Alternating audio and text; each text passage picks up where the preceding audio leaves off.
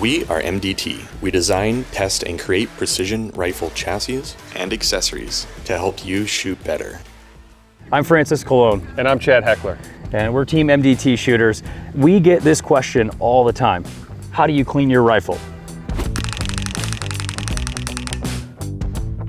There is two different mindsets that I approach when I think about cleaning my rifle. I think, am I flying to a match? Am I traveling to a match in a car? That kind of determines how much gear I want to bring. If I'm flying to a match, I really go bare bones, like minimal type stuff. I will just clean the chamber, the free bore, and make sure that I have good, extraction of rounds and stuff like that, and that my free bore doesn't build up carbon. If you let carbon build up in that free bore in the first part of the lands, you can get that dreaded carbon ring you guys hear about. All of our kit will fit into this little, I repurposed a small sunglasses box that I had lying around. Chad has the same one. We tore the guts out and we're able to fit our kit in here, which the contents are in front of us here on the table, but I use this left side for patches, and we have our brushes and solvents on the right hand side. This is a pool stick cue that I repurposed. I had this, I think Chad bought his, but inside of this we keep this Bore-Tech rod, as well as I personally bring a bore scope, which is what allows me to check if the free bore is clear of debris, carbon, and copper. There's gunsmiths that say, shooters should not own a bore scope, but I believe the opposite. I think every shooter should own a bore scope. That's the only way I know it's clean. If I'm looking in there, I know it's clean. Yeah, it's difficult to know when you see, quote, clean patches coming out. That can be usually just the loose carbon, loose debris from the last few shots, but there's also something called hard carbon. That's generally what you see with a carbon ring. It's hard impacted carbon that is very difficult to come out unless you do a lot of special techniques or spend a lot of time making sure you eliminate it in the first place. So before we clean, the first thing I want to do is take a look with my bore scope to see if there's anything obviously wrong and get a rough approximation of how much carbon is in the barrel before, so that after we're done cleaning, I can get a visual idea of how much we've removed. So, but right before and right after I clean, and also periodically throughout the year, one of the important tools that I use to make sure I haven't had any damage to my trigger, I use a trigger gauge and a pull weight gauge to make sure that my trigger weight and pull are exactly the same as they were before and after each match. So I'll insert my bolt, visually inspect the chamber after clearing it a few times. It is clear, my gauge is on, and now I'm simply going to give it about 3 pulls. Cool. And reset the bolt. And I really like this because reset the bolt. Even I'm learning something today. Reset the bolt, and one more.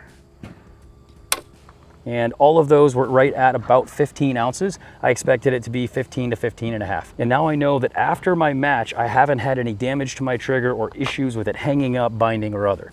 So now I'm going to remove my bolt, and I am ready to clean my rifle. So with that, we're gonna step back and we're gonna start breaking down these rifles so we can get to cleaning. I have mine set up on a table. This is how I generally clean mine, on my bench. I either have it on my bench or in my vise, but you prefer to use a tripod. I like a tripod because with a tripod, you can get a ball head so that you can angle your muzzle down into a trash can. And there's nothing that I like more than for my patches to go directly into the trash can than have the solvent ooze all over my table. So I don't have a trash can here today in the field, but I can push these patches, they fall out on the ground, I can pick them up and toss them away. Yep. The first thing I like to do is remove my bolt and wipe my bolt down. But as you can see, depending on your cheek piece, sometimes your chassis will prevent your bolt from being removed. The nice thing about the ACC Elite is it's got the quick remove cheek piece and the quick adjust butt pad. You can just loosen it, pull it out, remove that completely, and then your bolt will remove. Yep. And the butt pad is the same way. If you simply pull here, the butt pad removes the exact same way. We just slide it out with a quick press and set it aside. So now we have free access with no obstructions. Yeah, depending on your setup, your bore scope or your cleaning rod might hit your butt pad assembly. So it's nice to be able to have the capability to completely remove this from your rifle as well. The first thing I'm gonna do when I remove the bolt is I'm gonna wipe it down. Whether I'm in the field or at home, this is pretty much the extent of me cleaning the bolt. I'm gonna inspect the bolt face. I'm going to inspect the fire control group, make sure that it doesn't look like there's any dirt, grit, grease, grime, and then I'm going to set that aside. So when I'm at home, as Chad said, the reason for the tripod is to get the muzzle down. In this case, I am going to tip the muzzle down by simply putting something under the buttstock to have a slight downward angle. And now I think it's about the same time we're probably ready here to remove our muzzle devices. I don't like to put wet patches or any patches through my muzzle device, whether it's a muzzle brake or a suppressor, because I don't want to get stuck in there. Sometimes the patch can get wrapped around the jag and you go to pull it back and now it's actually unable to be removed. I also don't want to leave solvents or any kind of liquids inside my suppressor because they're not meant to operate with moisture inside of them. So I remove my muzzle device when I clean every single time. Yeah, so the bore guide that I have, I can't remember what brand it is, but there's a lot of them. You can adjust this to fit into your chamber and seal up the chamber and then lock into the bolt groove. So I can feel this O-ring sealing up my chamber. The biggest reason that you want to use a bore guide is to guide your rod from binding and bending, but also to prevent solvent from getting down into your trigger. If you're cleaning your rifle without a bore guide, you're tempting fate, in my opinion, because you're gonna push a wet patch right over top of your trigger, which is one of the most sensitive things in your rifle. Yeah. What I use is a product called Patch Out. They make an accelerator as well. I prefer to use them both. Remove carbon and copper with every cleaning. I'm not going to use something super aggressive.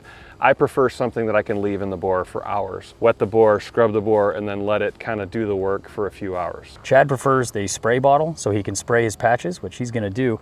I use a dropper method so that I can quickly get the amount that I want and just drop it onto the patches or drop it onto a tipped jag very quickly.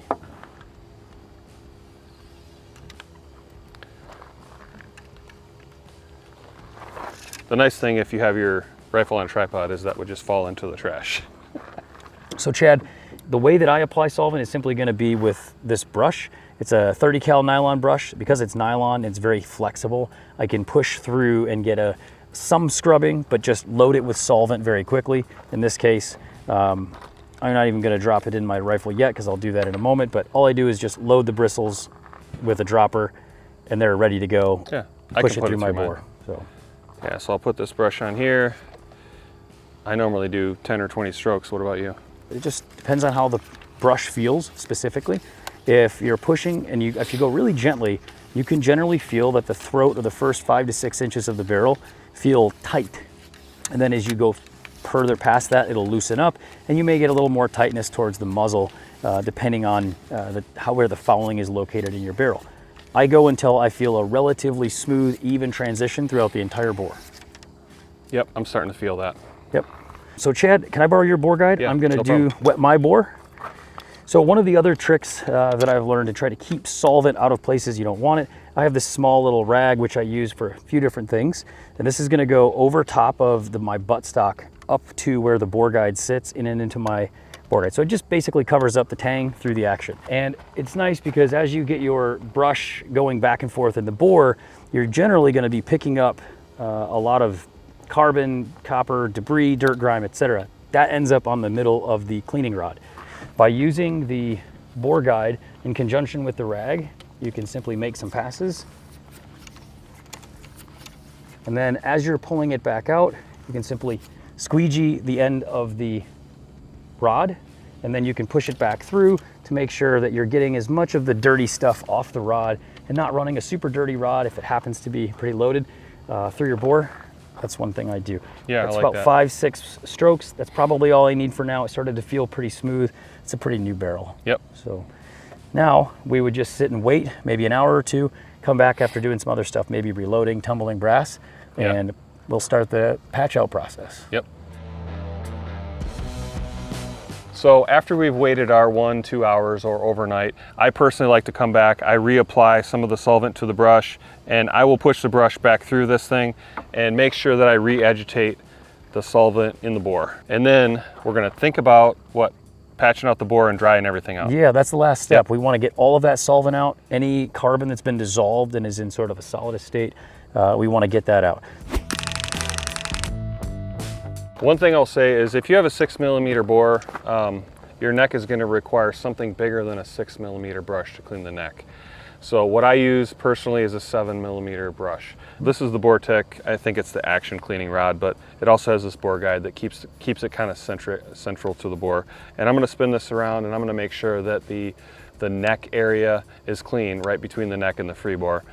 This is a common area that people forget about because they think, okay, I have a 6mm rifle, I need to clean it with a 6mm brush. The problem is the neck is bigger than 6mm. So we need to make sure we use something bigger than that, clean the carbon from the neck area, and then we're good to go. So I'll pull that out. So we finished cleaning our bore, Yep. our free bore, Yep. our neck. Yep. And now the last thing we have to do is clean out our chamber to remove any debris and solvent that gets trapped in that area. Yeah, from sometimes the you can bore get guide. Sharpie, you can get oils from brass processing. That type of stuff can kind of build up in your chamber, and you want to make sure that you get that out. I personally swab my chamber every single night before a match. Yep, so I'm gonna use yours. I'm just gonna give this 2 quick squirts of solvent, and all I'm simply doing is wetting this down to grab any loose debris and make sure that there's just a little bit of solvent to take any powder fouling out in the chamber on the neck and shoulder area. This will help grab that. Make a few strokes, and you can see it pushed back and it comes out fairly dirty. Yeah. Just from that section. I think most people will be surprised how much can build up in your chamber. Yeah. And you can get rounds that are hard to chamber and people think that it's their brass when really it's just debris and stuff building up in their chamber. I've had it happen to me at matches before.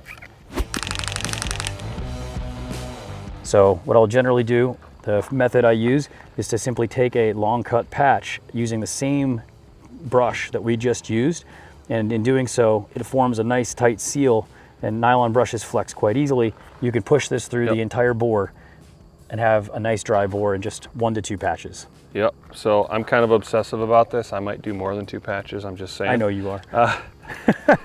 But I want to make sure that this patch comes out clean and that it's dry. Normally you can use this method, but another common method works if you just simply push square dry patches with a patch jag. And the pointed variety work well because as you push them out, they simply fall right off the end of the jag, and then you can just keep on continuing to push patches. That's the method I prefer. Yeah, personally. if you're using a brush, on the other hand, you do, or you should at least, pull this off at the end, especially in the drying process. There's no need to drag all the things that you tried to push out back through the barrel. So pull your patch and your brush off the end of the rod, like Chad did, in order to keep as much material out of your barrel as possible. So we're gonna put a brush that is larger than the bore diameter, and I'll wrap that with a jag, and then I'll just go and spin that right in the neck area. The neck to freebore transition will squeegee anything off of the patch and leave liquid right behind that transition. Yeah, right at the neck. And then liquid will sit right at the neck to freebore transition, and it will cause issues with sealing the cartridge, smoky necks, you'll get carbon buildup right away. So I like to push something larger with a patch on it, and you'll see there'll be liquid that comes out. The last thing to dry is the chamber, and I'll use the same chamber brush and the method with a simple patch around the end of my chamber brush. Push that in, get your bore guide in, and just make sure you get any residual solvent and or carbon out, and it should come out completely dry and clean. And in this case, it did. So there's one often neglected area that is very difficult generally to clean, but we found a great tool. The Bortec guide that we've been using has a really cool feature that Chad's gonna talk about. Yeah, so it's like a rubber grommet feature that you can screw on the end of a cleaning rod, and it kind of mimics the inside of your action. You can get a 2-lug version and a 3-lug version. I like to wrap a patch around here, and it cleans the lug recesses or the raceways inside of your action. So you'll push it all the way through, you'll get it past the lugs, and you'll spin it around, and it'll clean any grease, dirt, debris between the breech face and the back of your lug abutments. And then you'll turn it until you feel it back into the lug raceways and pull it back out. And you can see this is from a 1-day match, and you can see that this is removing quite a bit of debris from your action.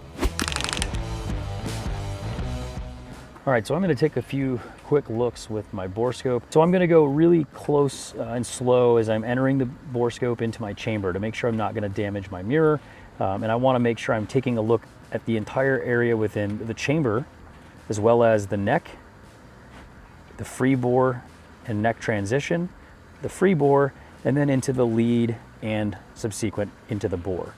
And I want to make sure that those areas, before I clean and after I clean, look appropriate. So I'm looking for less carbon, no carbon inside of the neck. And then after it's clean, I should see a squeaky clean or nearly spotless barrel, maybe with a small amount of carbon. So one thing I like to do personally is add a small amount of grease to the back of the lugs on the bolt and make sure that there's never going to be any potential for galling. I mean, I don't care what grease you use, but don't use much of it. I use a very small amount of grease on the back of each lug. Reassemble the bolt, and I like to cycle it a few times, make sure everything feels normal, and once I prove that it's clear, I will press the trigger and make sure everything operates as I expect it to. So the last step, after the rifle is reassembled and set up the way you'd expect it to be, again, I have to check and make sure that the chamber is clear. We're going to cycle the action. It feels normal. We're now going to close it, and I'm going to check my pull weight on my trigger one more time. There we go, 15 ounces. I expect it to be right in that range. I would do this 2 or 3 times to verify that the average is correct, but this rifle is ready to shoot. Heck yeah, match has already started. I want it every day.